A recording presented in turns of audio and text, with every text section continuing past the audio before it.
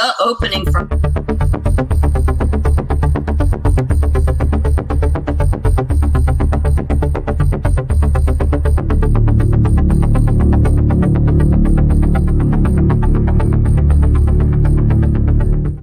Hey. Hi, how are you? Glad to have you on the show. Welcome to the People's Republic of Georgia. You're not kidding. I mean, this is insanity from last night. Somehow, I had a feeling I'd be like calling you saying, okay, let's get on because your boot's on the ground. This is insanity. What the heck is going on? Have you got any juicy news other than what we're doing? Well, one of the things I can tell you is that our Attorney General, Chris Carr, our Governor, Judas Brian Kemp, are complicit in what Fannie is doing. On February 10th, 2021, she wrote them a letter and she said, hey, I'm going to take over investigation of this because you guys are basically saying, hey, you're witnesses, you can't investigate this. I am. She usurped authority. Had then the Attorney General, Chris Carr, said, no, Georgia, the Georgia law says that the Capitol Police have the authority to investigate crime at the Georgia Capitol, then that would have been the end of it. She wouldn't have got to investigate it because that's up to him, the Chris Carr's office and the Capitol Police. He didn't say anything. He didn't authorize her to do it. He should have said, as Attorney General that enforces and interprets Georgia law, what he should have said was, I'm sorry, that's not in your jurisdiction. You can't do it. But he did not. He and Kemp both wanted Trump indicted. They want Trump out of the way. Kemp has gone on the attack today on Twitter. He's been undermining things all along. He could have stepped in and said, no, this is not in Fannie's jurisdiction. This is a witch hunt. Nothing but crickets and undermining from him. They are both complicit. And I can tell you now, activists are very busy. I sent out a tweet encouraging folks to call Brian Kemp's office. By the way, if any of your viewers want to call his office tomorrow, his number is 404-656-1776. That's Brian Kemp's office, 404-656-1776. So many people were calling his office today that there was like a 15-minute wait to talk to somebody. Tomorrow, I'm going to ask them to call Chris Carr's office, or I may wait till after lunch so they can just give Brian Kemp the treatment. He sent out a tweet today after him hauling around and saying things and all that, just trying not to take a stance on whether or not the 2020 election was stolen, which we all know it was. Well, Stacey Abrams said it was, so it must be so. So did Hillary Clinton. Was she investigated? Maxine Waters? None. I'm glad to be here, sweets thing. None of them were investigated. And the whole thing is, he sent out a tweet today criticizing Trump's tweet where he was talking about he's going to have a press conference Monday and he's going to present evidence. And I've talked to some of the folks that are looking at it, and they have some pretty hardcore evidence. And Trump tweeted it out, and Kemp said, just basically trashed him and said it was a fair and free election. Boy, that got folks angry when he tweeted that out. And I tweeted out and it went viral.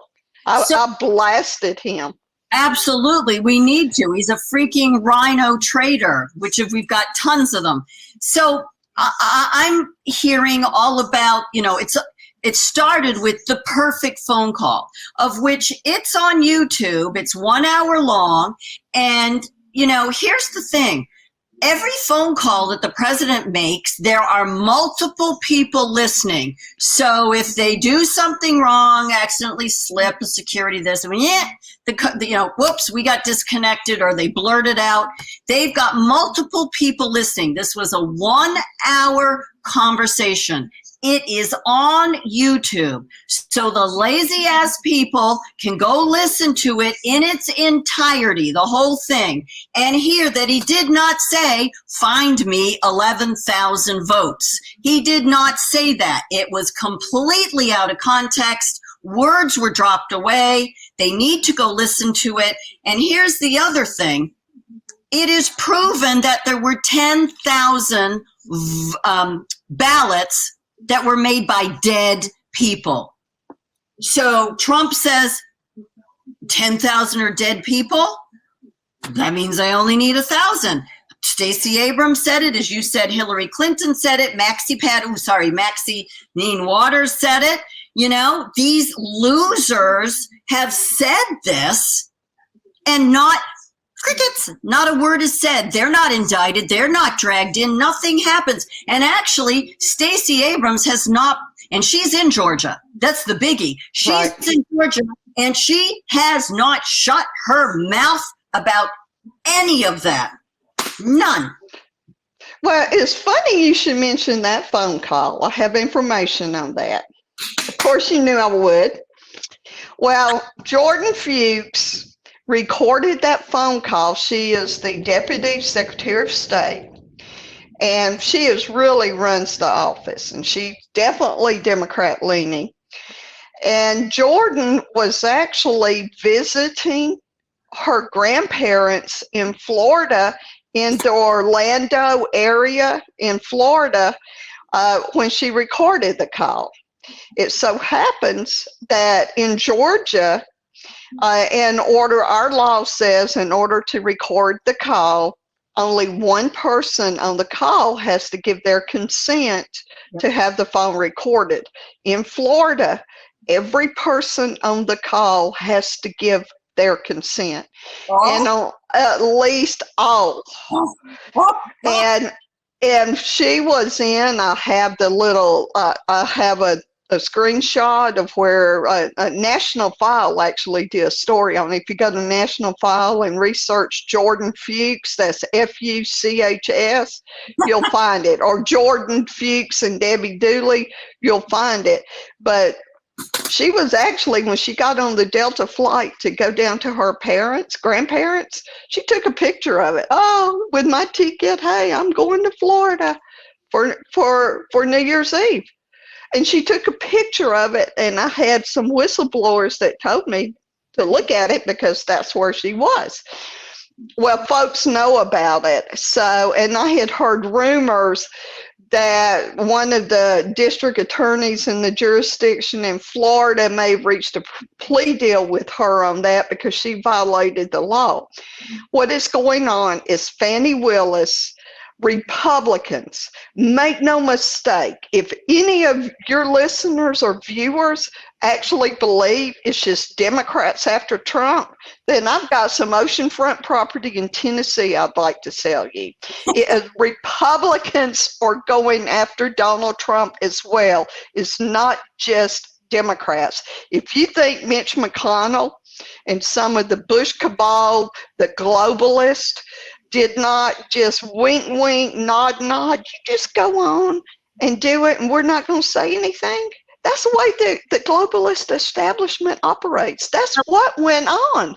It's a uniparty. This is what we're finding out, is it's a uniparty, and there are good people on both sides, but they're few and far between at this point. They've been very busy replacing them and or getting dirt on them, Epstein Island, et cetera, et cetera, et cetera. So I was looking up some items here, and there are, what did they say, 14, 17 people. 18 or 19. Right, so 17 plus 1, so 18 people indicted along with Trump, including Sidney Powell, Rudy Giuliani, Mark Meadows. I mean, let's just cast the freaking net out there, see how many people we can catch. Oh, that's right. Let's catch real patriotic Americans.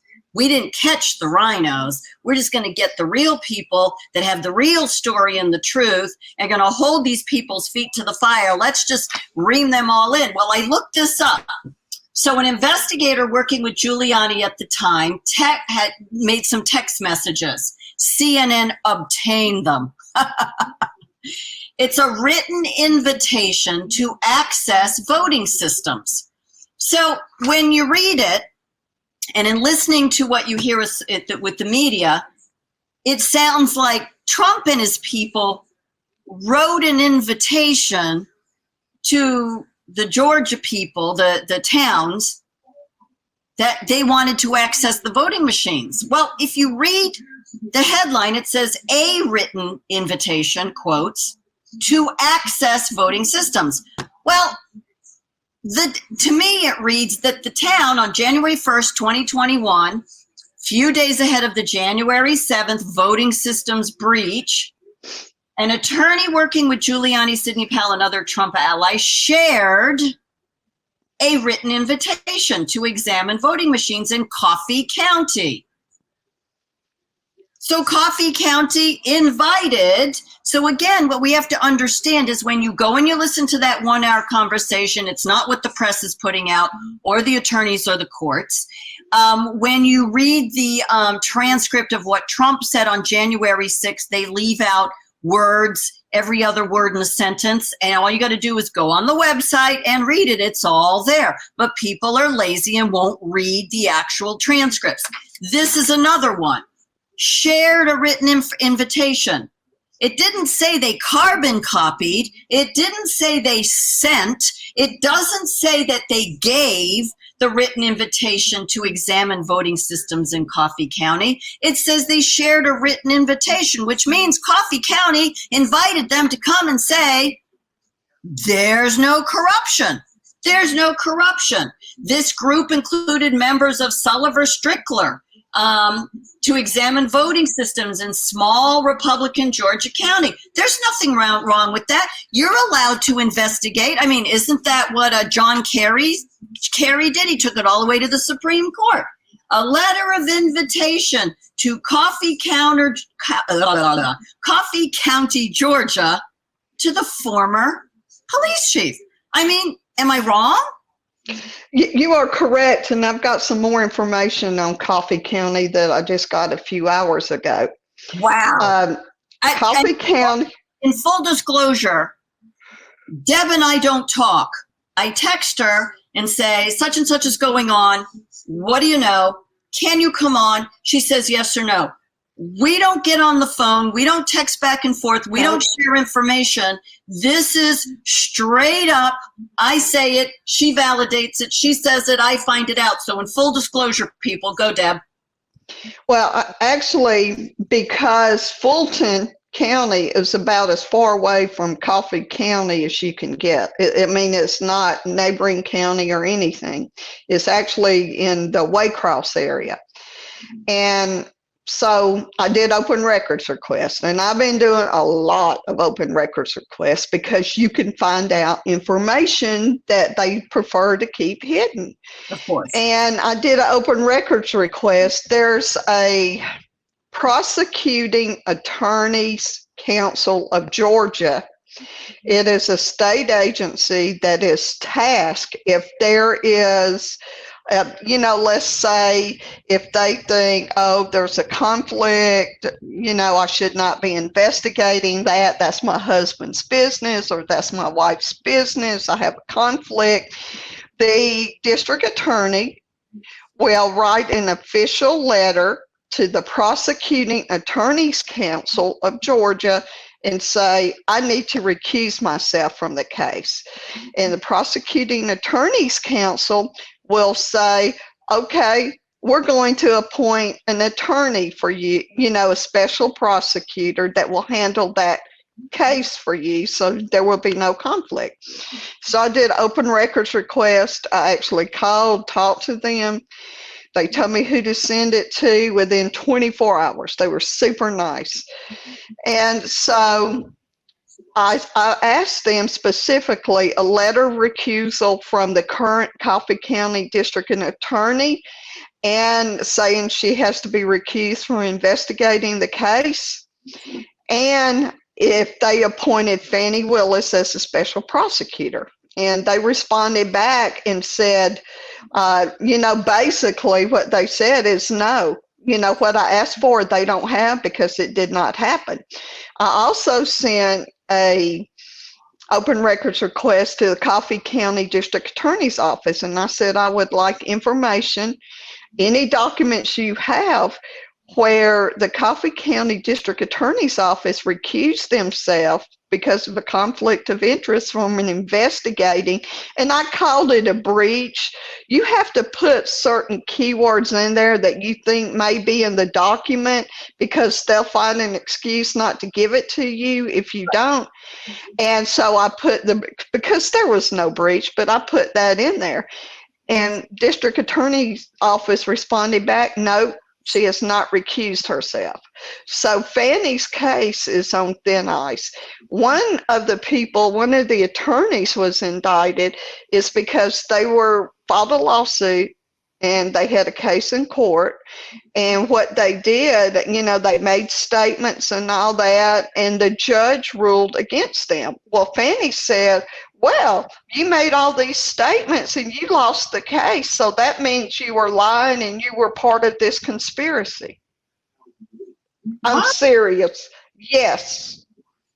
Oh my God. So yeah, I heard somebody talk about that, and I didn't get the attorney's name, but I'm in communication with a lot of the folks that were indicted because they're friends of mine. The other thing I heard from multiple people, experts, is that of course they're going to say it's not really a partisan thing. It's not really Democrat. It's not really Republican. Of course, they got to throw that out. It's really about egos. That she has a really big ego. Yes. This is she's been investigating this for 2.5 to 3 years. Well, it's not quite 3 years, so it's maybe 2.5 people. So let's go back to real math. That she's been investigating, but Jack Smith, oh my God, Jack Smith jumped right in after 1 year and he filed everything she wanted to file. So she's pissed off. And so she's going to jump in, and she threw the kitchen sink and the toilet and the shower head right in there. And then she threw another 18 people into the indictment so she could be, cock of the walk. And that's what I feel we're looking at. And once again, Stacey Abrams, how many times has she run? 2, 3? She hasn't shut up about losing. Hillary Clinton hasn't shut up about losing. And not a darn thing is done about them. Not a word, not a peep, not a cricket. They just go around slinging mud like Chris Christie, the donut Michelin man. Do you know they put him on this morning? Sorry to digress, but they put him on this morning as no, they didn't say former prosecutor, as a prosecutor. I don't even know if he's a current prosecutor. I don't know the last time he was in court. I got to look at that. I made notes, but he was on there, and he did slam Fannie, little Fanny Wanny Panny there. He slammed her a couple of times, but then he just wound off and went after Trump and said, it's his choice that he wants to run. It's his choice that he wants to be president. It's his choice. So he gets what's coming to him. I wanted to dope smack that guy right through the television, but I wouldn't because I don't do physical violence. So are you hearing me, FBI, CIA, NSNBC, and all the rest of you? Figuratively speaking, that fat jackass donut lover is sitting there giving his opinion like he's, all that, another cock of the walk, and slamming. But I wouldn't do that. He could drop out. I'm sorry. Didn't when Biden, what's the word? When he declared that he was going to be, run for president, everybody covered up Hunter. They covered up Ukraine. They covered up the laptop. They covered up his 7, 8, 9, 15 grandchildren. Who knows? They covered up his hair sniffing affairs. He covered up everything about his son having an affair with his other son's wife. They covered up his lies about Bo died in Afghanistan. Shall I go on? They covered it all up because he had declared himself. He was running for president. Well, Trump declared quite a while ago, and yet they're still doing this, 4 indictments. Who on this earth, who in this country thinks this is okay? Well, here's the thing that we've come to realize, a lot of MAGA folks in Georgia, is that if we keep on letting the establishment, these rhinos, manipulate us into voting for the lesser of the evils in the general election, nothing's ever going to change. We take a stand, we send a message. I will not vote for any Republican other than Donald Trump in 2024. And if he's not the nominee, I will write his name in. Correct. But enough is enough. They take out our guy who is Donald Trump, we're going to take out their person. And that's what we're going to do in Georgia. Any elected official that does not defend Donald Trump, if they run and they raise enough money, this is what the establishment will do. They will go to their little Chamber of Commerce buddies and their corporations and all of this and get cash to win a primary, trash our candidates, treat us like crap, and then say, oh, but you must vote for us or a Democrat will win. Well, so what? Okay? Because these globalist rhinos are just as evil as Democrats are. And they're worse. We know what Democrats are. These globalist rhinos pretend, oh, we're doing this, we're working for you. They're not. They're working for themselves. They're working for the Chamber of Commerce. The Chamber of Commerce, Coke World, they're all going after Donald Trump and the globalist and deep state because he's standing up for everyday Americans. People from Main Street, not Wall Street, control Donald Trump's interest. He cares about us, and they want to stop that, and we've got to stand up and we can say enough. It stops now.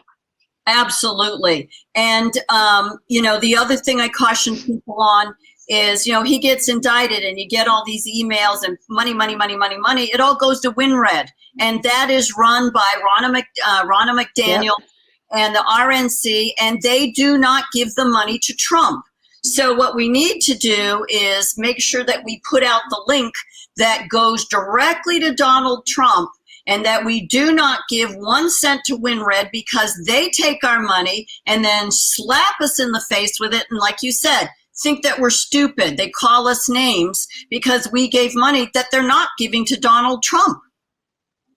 Well, and I can tell you the Republican National Committee man from Georgia is Jason Thompson, and he was on a radio show this morning, and I was on with him, and he just blasted what Fannie was doing. He blasted and he's an attorney, and he blasted what they're doing to Trump. So we do have people that are standing up and saying, no, we've had multiple congressmen here stand up and condemn what happened. Jason Thompson condemned what happened. And, I think it was good that happened. We had our Georgia Insurance Commissioner, Bruce Thompson, condemn strongly what's happening, but we're just not having the rhino establishment condemning. We're not having Brian Kemp. We're not having Chris Carr. No one else has stepped up and condemned it other than Burt Jones, and he is the lieutenant governor, and they're probably going to appoint a special prosecutor to this council will to see if there's anything to investigate him for, because Fannie Willis had to be removed because of conflict of interest. She was raising money off of her investigation of Donald Trump. That's a conflict. Correct. And I think it was on Wednesday or what's today? Tuesday. So I think Wednesday or Thursday of last week, she had her website for whatever it is she's running for, and she had it updated. And like you said, collecting money for it, just like Stacey Abrams, just like the rest of them, and you watch that fiasco. Oh, and what's the deal? Do you have any information on what's that deal of the indictment being, mysteriously released hours before and then, pulled back, and she announces, that's not the real indictments. And I'm not an expert. I don't know how the court clerk released it. You signed it, you lying garbage picker. You signed that piece of paper. You made sure it got to the court clerk because the court clerk would not assign a number or release it to the legislature with a case number unless you had signed it. Bingo. That's exactly right. And I've got open records requests, more open records requests with Stacey's office, because I heard 3 months before she convened the original Trump grand jury. That was such a fiasco. Mm-hmm. She hired a PR person, messaging person to teach her how to properly message Trump's investigation in order to advance her political career. So, and I heard back from her office, we'll furnish the information, but it's going to take us 30 days to gather everything. Yeah. I said, okay. Yeah. So about the grand jury, the founding fathers, when they did the Constitution, state and federal, the grand jury was made up of we the people. And people, I'm just like, it is we the people. No, actually, it's not. When they said a jury of your peers, they meant that, not the new definition, the original definition. So in whatever town you resided, that you were a habitant of, these words all count, that a grand jury was convened in your town hall, and your town clerk, so people were picked ahead of time, and when something needed to be investigated, the people came together, the grand jury, at your town hall, these historical buildings that they've made for other purposes. That was where our original grand juries were to convene, and it was a certain amount of people, set people that were chosen by the other people of the town to serve for that year or term, whatever it was. And when it convened, the grand jury of the people told the prosecutor what they chose to investigate. They told the prosecutor what evidence they wanted. They demanded the evidence. They chose the evidence. They ran the investigation from beginning to end. The prosecutor was freaking silent. Of course, they've screwed that up, and that's the third branch of the government that they've yanked away from us, and we stupidly let them. We ran it, and if we chose to, how do I want to say it, that we were going to put forward charges on the person, incident, whatever we were investigating, we would then give that paperwork to the prosecutor for him to go forward and prosecute. But if the grand jury said, there's nothing here, it ended there. Period. End of conversation. Sayonara. See you next meeting. And the only purpose of the judge was if the grand jury, we the people of the town, said, we want to subpoena so-and-so. He issued that subpoena. What is it nowadays? It's the court of the clerk, the state court of the clerk, who goes through the DMV list, the Department of Motor Vehicles, and registered voters, and picks them from that list. That's not a jury of your peers. That's not the guy next door that knows that, you caught his chickens, 3 storms in a row and returned them to you. That all counts because that's character. They eliminated all of that.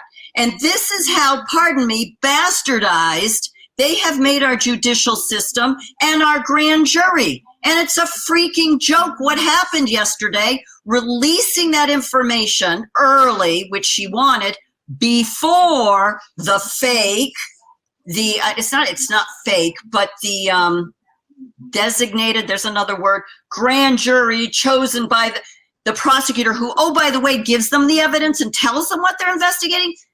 That's not the founding fathers and how it was intended. It was not intended that way. And the judge did not decide whether to go forward or not. The grand jury did. This is how screwed up our country is and how ignorant the people are. And they just pound on the rest of us that are reading the Constitution. It's never been amended. Unless you amended people by a 2/3 vote, it stands as it was written. Sorry, it makes me insane. Well, something else about that, she released that before the grand jury even voted. So that shows you that it was her grand jury and she controlled it. So how would a grand jury, I'm having to think in ways I've never thought before in my life, because I'm not a deceitful, cheating, liar, sack of garbage. And I don't do everything to steal and lie and cheat with other people. So this is like really beyond my realm of comprehension, but I've had to get here. How does a grand jury of today's ilk vote against what she released publicly? Not just, hi, I did this. I mean, through the court clerk, through the entire legislature, that made it to big news. How do they say no? Well, I think they were Fanny's puppets to begin with. The grand jury, she was a little bit more careful this time and made sure they were people that, she wanted on there. And I just don't understand the entire process. But again, Republicans in Georgia could have stopped it, and they didn't. They encouraged it behind the scenes. I guarantee Brian Kemp was patting her on the back. You just keep going. I guarantee Chris Carr was doing the same. They're both worthless. Chris Carr is talking about running for governor in 2026, and Brian Kemp is talking about running for U.S. Senate. Oh, I will never vote for either one of them. I don't care what they run for. I don't care who's running against them. Tough.